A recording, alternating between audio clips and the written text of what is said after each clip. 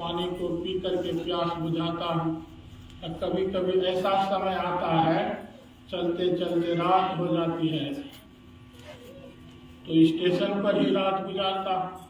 सुबह मन में होता है, जब सुबह होता है तो पहले मन में होता है चलो पहले फ्रेश हो जाता हूँ तब आगे की यात्रा तय करूँगा। फ्रेश होने के लिए जाता हूँ तो दरवाजे पर ही बैठे रहता है, पहले पैसा दो तब अंदर जाने देता। बिना पैसे का आज कुछ मिलता है? बच्चे भी 10 रुपया से खुश नहीं होता है। 10 रुपया में बच्चा लेना नहीं चाहता है। 10 रुपया में क्या होगा? कुछ नहीं होगा। 20 रुपया दो। यदि इस मुंह के द्वारा हम आप गुरु गुरु बोलते हैं, राम राम बोलते हैं, कृष्ण कृष्ण बोलते हैं, शिव शिव बोलते हैं, तो इस मुंह के द्वारा भगवान का नाम लेने से कुछ पैसे खर्च होते हैं, लेकिन फिर भी हम आप इस मुंह के द्वारा भगवान का नाम नहीं लेते। वो समय तुलसीदास जी महाराज ने कहा, राम नाम मणिदीप धरो जीह देहली द्वार, तुलसी भीतर बाहर जो चाहसी दियार। यदि यहाँ सुख चाहते हैं, यहाँ से जाने के बाद के जीवन को सुखमय बनाना चाहते हैं, तो राम नाम को इस जीव रूप द्वार पर रखो।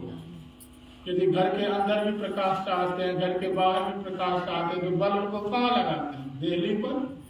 देहली पर लगाने से घर के अंदर रोशनी, घर के बाहर भी रोशनी। उसी प्रकार से इस संसार में भी सुखमय जीवन व्यतीत करना चाहते हैं, इस संसार से जाने के बाद के भी जीवन को सुखमय बनाना चाहते हैं, वहां से आगे के भी जीवन को यदि सुखमय बनाना चाहते हैं, तो इस जीव रूप द्वार पर 2 अक्षर का जो भगवान का नाम है उस नाम को रखो, अर्थात इस नाम को रटते रहो। लेकिन बड़े आश्चर्य की बात है, इस जीव के ऊपर सिगरेट भले ही रखेंगे, इस जीव के ऊपर गुटखा भले ही रखेंगे, इस जीव के ऊपर अंडा भले ही रखेंगे, मांस का टुकड़ा भले ही रखेंगे, लेकिन इस जीव के ऊपर 2 अक्षर का भगवान का नाम नहीं है, तो कल्याण होगा? कल्याण होने वाला नहीं। इसीलिए कहा, यदि हम आप अपना कल्याण चाहते हैं तो सबसे आसान उपाय यही है, हरदम रटो तब हो ना हटो, तो ही छेड़ेगा ना काल, गुरु धन्य है, गुरु धन्य है, गुरु धन्य दाता। ऐसे दयालु गुरुदेव हैं। दया कैसे लिखता है? 2 और या।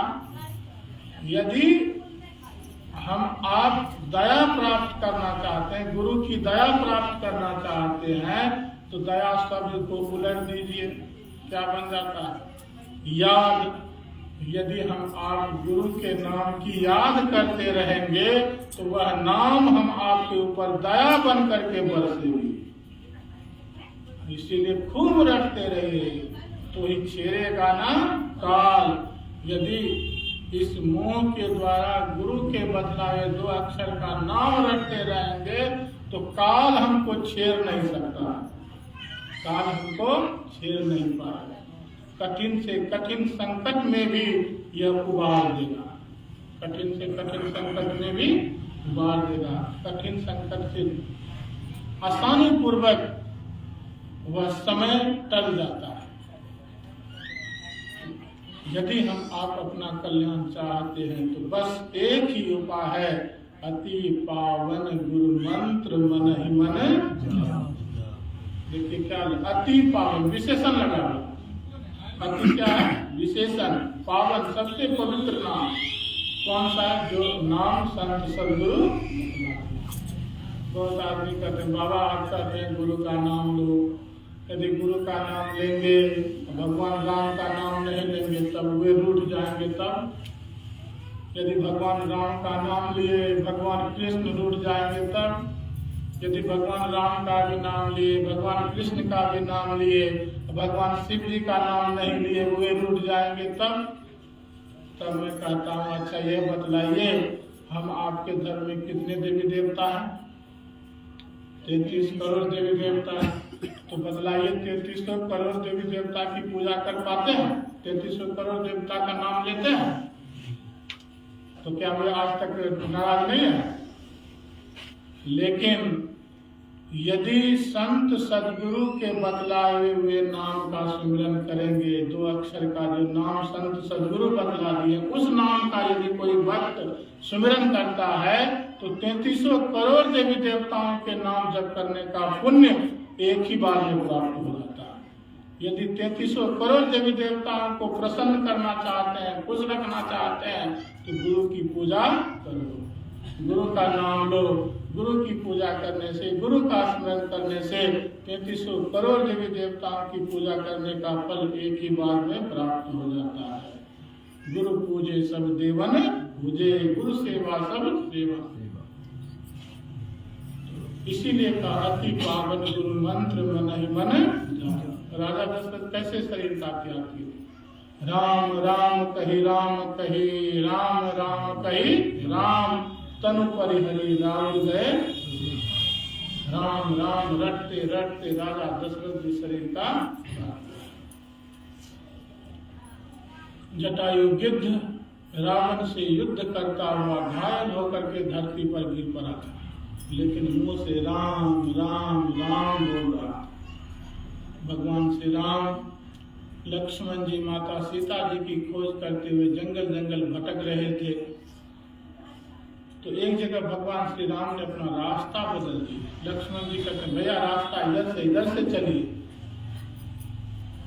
भगवान श्री राम ने कहा नहीं लक्ष्मण, इस आज में इसी रास्ते होकर के जाओ। जैसे उस रास्ते पर आगे बढ़ते हैं तो देखते हैं कि जटायु गिद्ध घायल होकर धरती पर पड़ा हुआ है, लेकिन मुंह से राम राम राम बोल रहा है।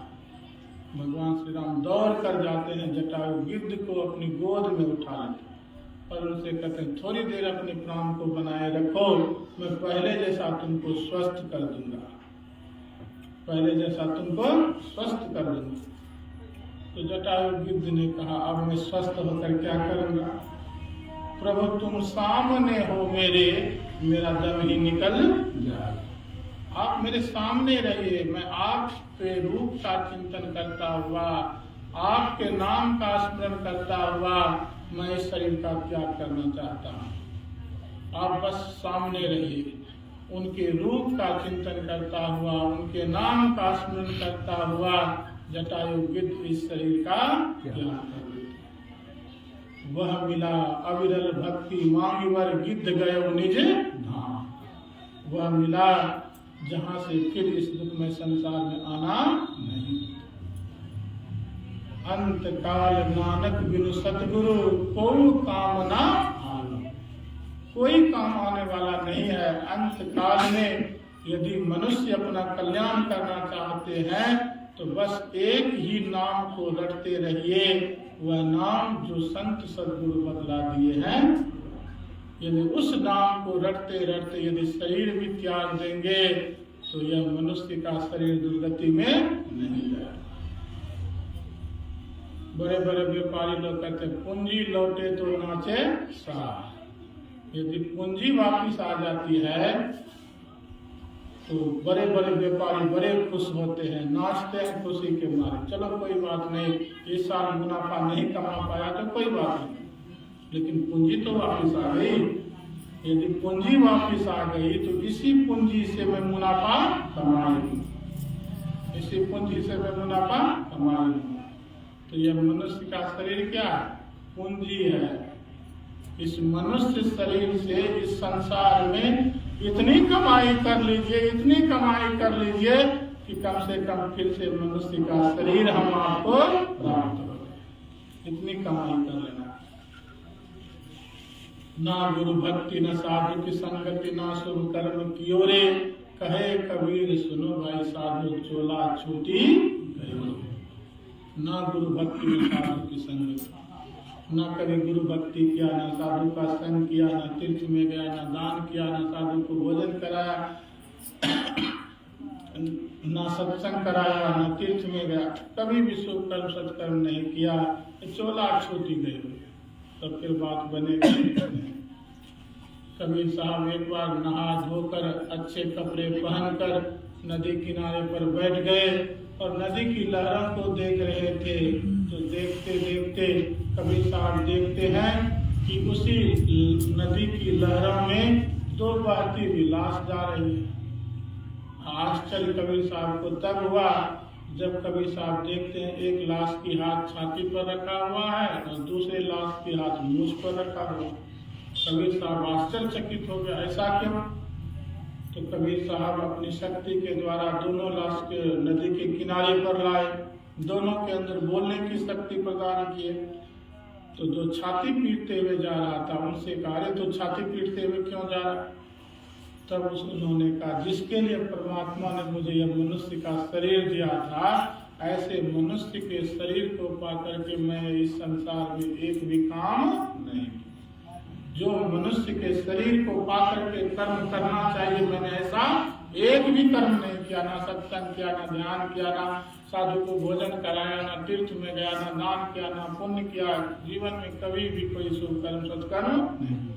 जीवन भर पाप कर्म करते करते मेरा शरीर छूट गया, इसीलिए छाती पीटते हुए जा रहा हूँ। वहाँ जब उससे पूछेंगे तो मैं क्या जवाब दूंगा?